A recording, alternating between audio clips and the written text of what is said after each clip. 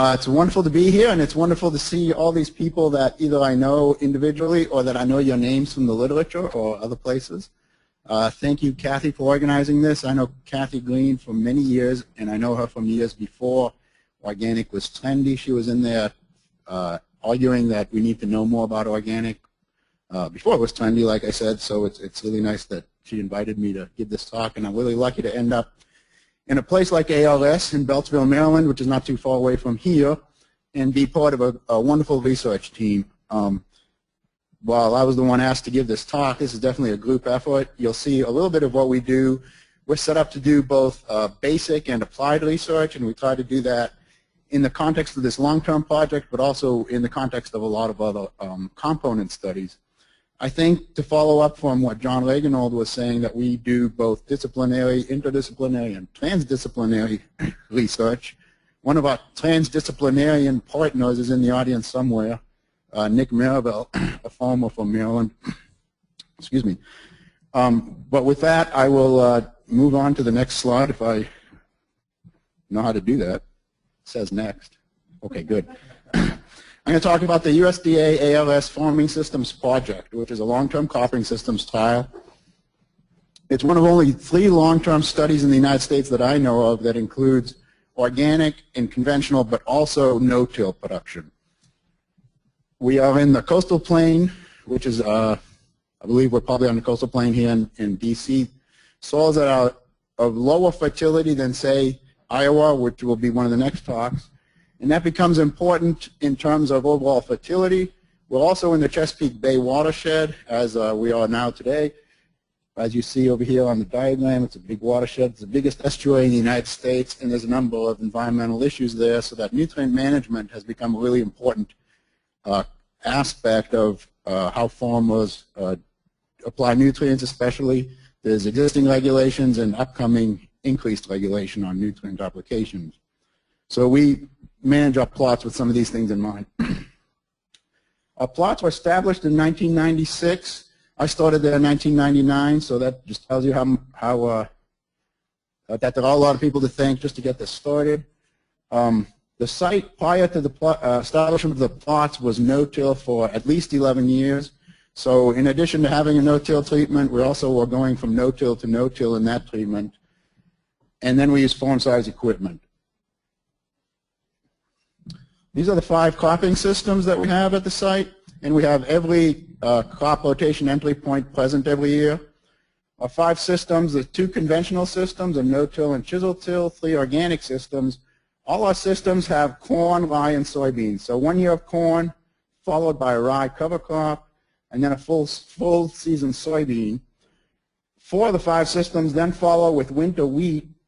Our conventional systems, after the wheat is harvested in July, we plant a double crop soybean, so we have 4 harvested crops in 3 years.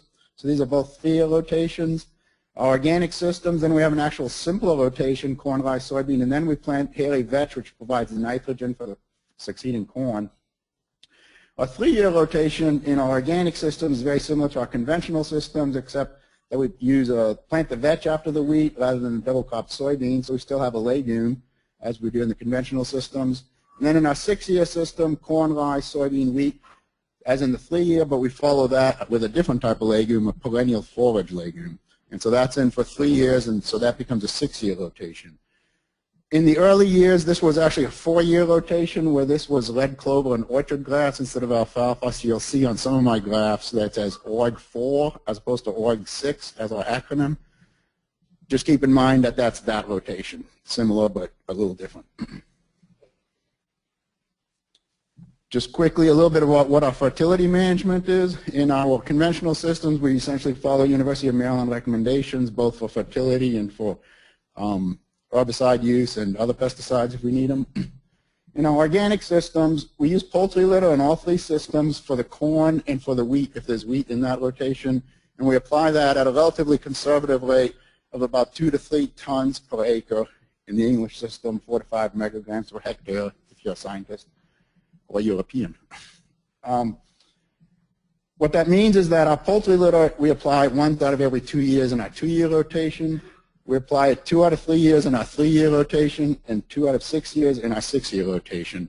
So even though our rotation length and complexity is increasing as we go from 2, 3 to 6, you see the pattern of manure application doesn't follow that pattern. We actually have less manure applied in our 6-year rotation, 33% of the years.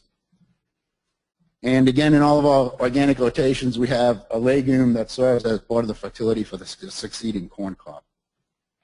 I'm going to first talk about the first 10 years of the project, which we are calling transition years. We don't really know, we don't have a clearly defined end of a transition period, but the bulk of these 10 years we are calling transition years based on what the data look like. This is the yields I'm showing on the soybeans on the top left and the bottom right, the wheat. If we look at our conventional systems, we have some small differences between our no-till and our chisel-till, but this is not a talk about conventional, it's a talk about organic. So if you look at our 3 organic systems, similar yields, those little letters above the bars, by the way, indicate that there's a statistically significant difference if the letter is different. So in other words, these 3 organic systems are lower than the chisel-till, which is in turn lower than the no-till, but the 3 organic systems have similar soybean yield. So we did some small studies within these larger plots where, and John Teasdale was the brains and much of the labor behind this, was to remove the weeds in what we call a microplot, a small area of the plot, measure the yields there, and measure yields in an adjacent area where we have not measured, where we have not removed the weeds. And when we did that, the yield of these soybeans was exactly the same as these conventional soybeans, indicating that the only reason that there's a difference between these yields is because of weed competition in the organic systems. Our wheat yields were similar in both systems, so I won't talk any more about that today. I'm going to focus more of the talk on the production side, on the corn.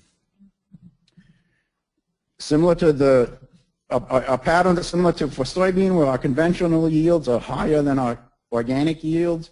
And at the same time, we get this stair-step pattern in that the shorter rotation has the lowest yield, and as we increase our rotation length, we increase the yield of corn.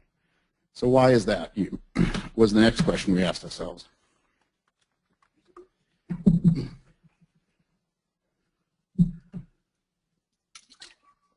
You might not be surprised to see this as the first slide following that previous slide. Weeds, of course, are a challenge in organic systems.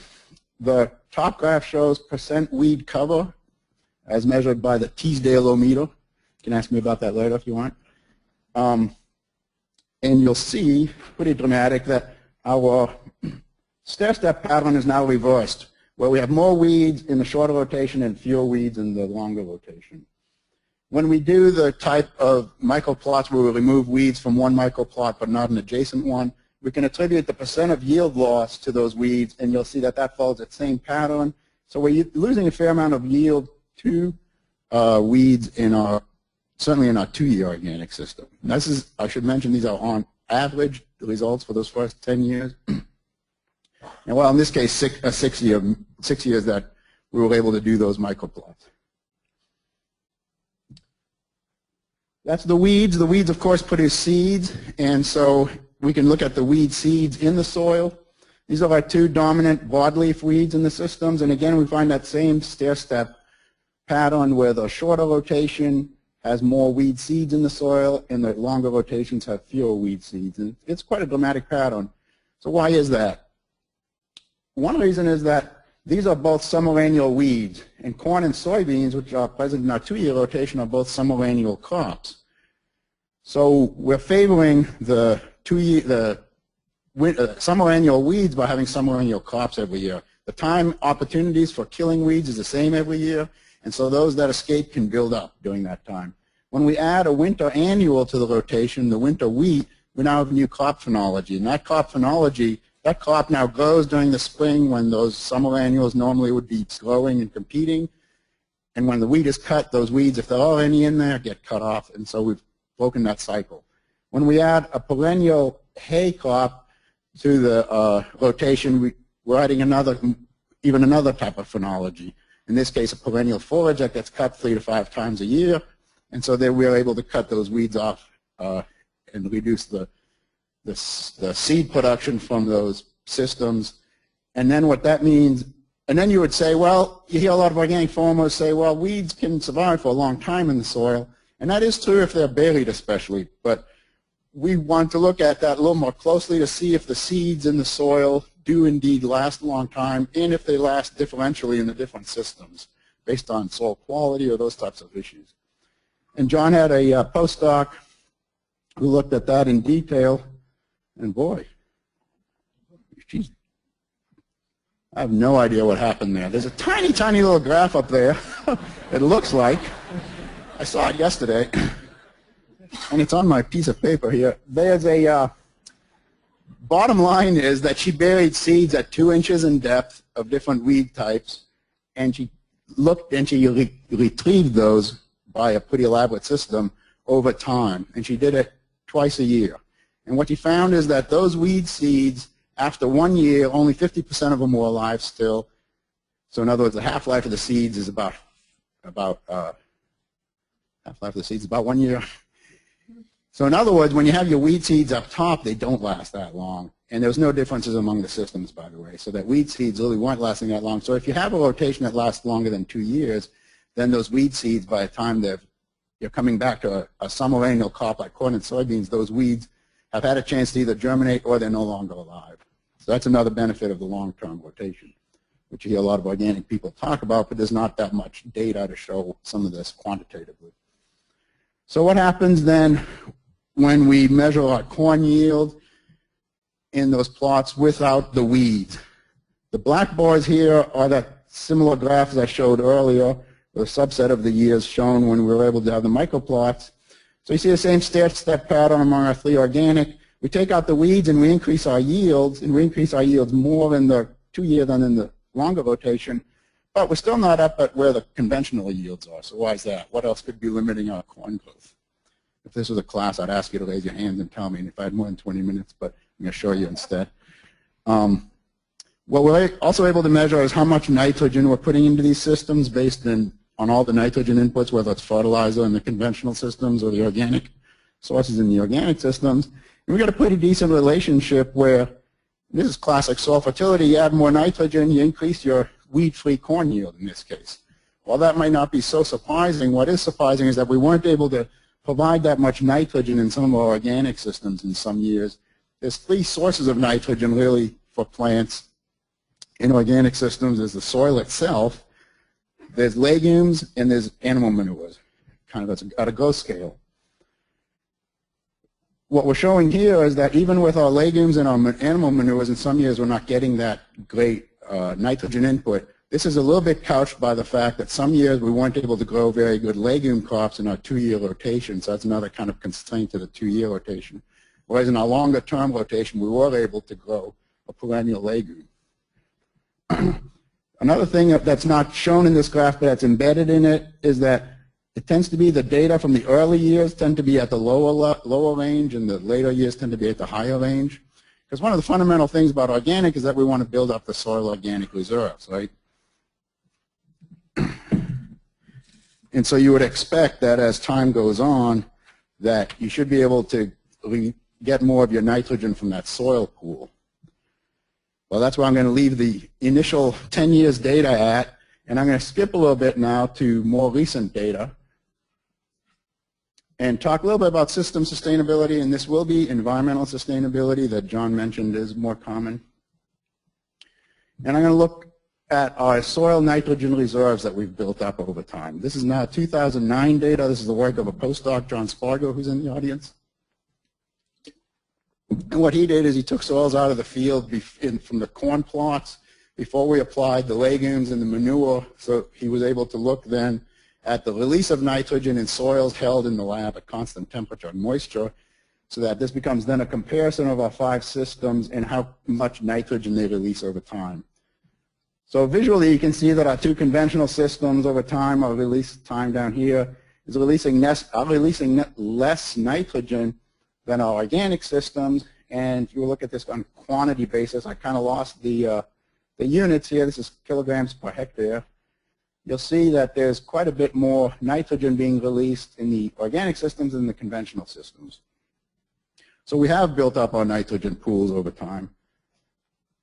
And what does this mean? So What John was also able to do is have some microplots within the larger plots where he removed, or we didn't plant the cover crop, and where we didn't allow the manure to be spread by laying some plastic tarps out. And then he grew corn in those microplots where we only had the soil reserves as a source of nitrogen, no new nitrogen from that year. And same for the conventional systems, no fertilizer added. And so what do we see then? Corn grain yield was lower in our conventional systems than our organic systems, which is not too surprising. If we look at corn N uptake, same type of pattern where our 2 conventional systems are lower than our 3 organic systems. I should mention, no I shouldn't, I'll keep going. One thing that we are able to do in our group is to do a little more fundamental research, and this is represents the work of Jude Mall, a soil microbial ecologist. And one concern that you might have if you build up your nitrogen reserves is that you could increase the amount of denitrification that's occurring. Denitrification is a microbial process that happens in all soils, and it's the conversion of nitrate, which is plant available and in the soil solution, to a gas. And most of it is to nitrogen gas, the same gas that we're kind of swimming in right now. But when you do get denitrification, you also get some N2O, which is a greenhouse gas. And so it's of concern, especially of late. And agriculture is the primary source of that N2O. So what Jude was able to look at then was, he looked at denitrification potential by looking at the actual genes in the soil that do this process. And what he found then is that in our, especially in our chisel till system, we have less denitrification potential than in our 2 longer-term organic systems. He wasn't able to sample every single system, so we're focusing on these 2 systems. So what does this tell you? This tells you, well, we might be getting more N2O because of this soil that we've created. Well, is that the case? Part of my task for the last 5 years has been to focus on actually measuring N2O on these systems. And so this is the first time I'm showing these results. And I was really surprised of 2 things. One, that our results from 2008 and 2010 are very similar to each other. If you're familiar with these kinds of data, they can be quite variable. We didn't measure in 2009, so it's not that I'm not showing you data. I don't agree with this picture. In 2008, we only measured in our 2 conventional and in our 3-year organic system. And we're able to measure this in all 3 crops during the crop rotation. And what did we find? We find that there's more N2O in our 3-year system coming off of the soil. That's not necessarily, that's not a good thing because that's a greenhouse gas that we want to try to control.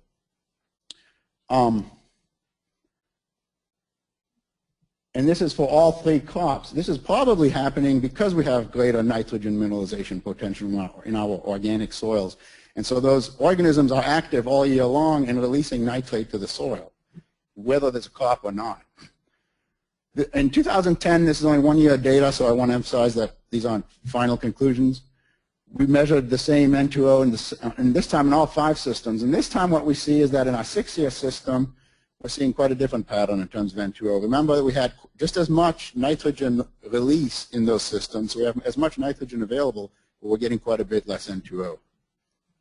Why is N2O important? I want to show real quickly, but I only have 2 minutes, so I don't know if I'm going to make it. And Matt's going to kick me off, right?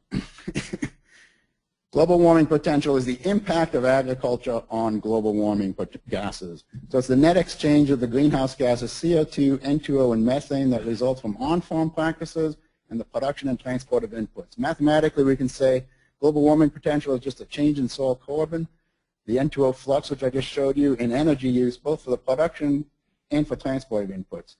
Agriculture can actually have a negative impact on global warming potential, unlike many other industries. This is our first cut at the calculations for global warming. We did measure soil carbon down to 1 meter, and what we found is our no-till basically stay the same for the first 11 years, whereas our organic, this is a negative number, that's a negative global warming potential, which means that we're pulling CO2 out of the atmosphere. A positive number on this chart means that we're a net movement of greenhouse gases to the atmosphere from the soil or from the other sources. So in other words, we're losing carbon in our chisel till, we're gaining it in our organic.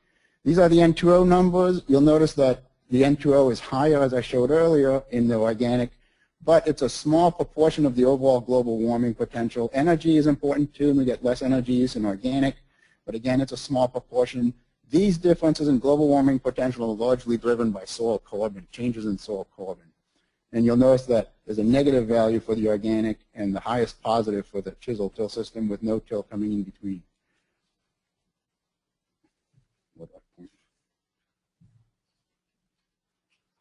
One quick slide just showing that soil erosion is reduced by the increase in rotation length, and that's my last data slide. Then I just have a summary that our first 10 years, as I mentioned, organic corn was limited by nitrogen and weeds, organic soybeans limited by weeds, and we saw similar production of wheat, not conventional and organic. For the later years, we see that nitrogen availability is higher in organic than conventional. That's what we want, but that denitrification potential is higher probably because of that. N2O flux, though, is more complicated. Just because you're organic doesn't mean you get high N2O flux just because you have high denitrification potential, so we need to look closer at that, what's causing that. And then our global warming potential, based on that first cut, shows that organic has lower global warming potential. And finally, the longer, more complex organic crop rotations have higher corn yield, lower weed pressure, equivalent soil nitrogen with lower dependence on manure, which is a source of phosphorus, which I didn't talk about too much, but that's important in the Chesapeake Bay. We need more data before we can look at global warming potential in the longer system. We do know that we should get lower soil erosion, and we do have higher economic stability, but this is not a talk about economics. Thanks.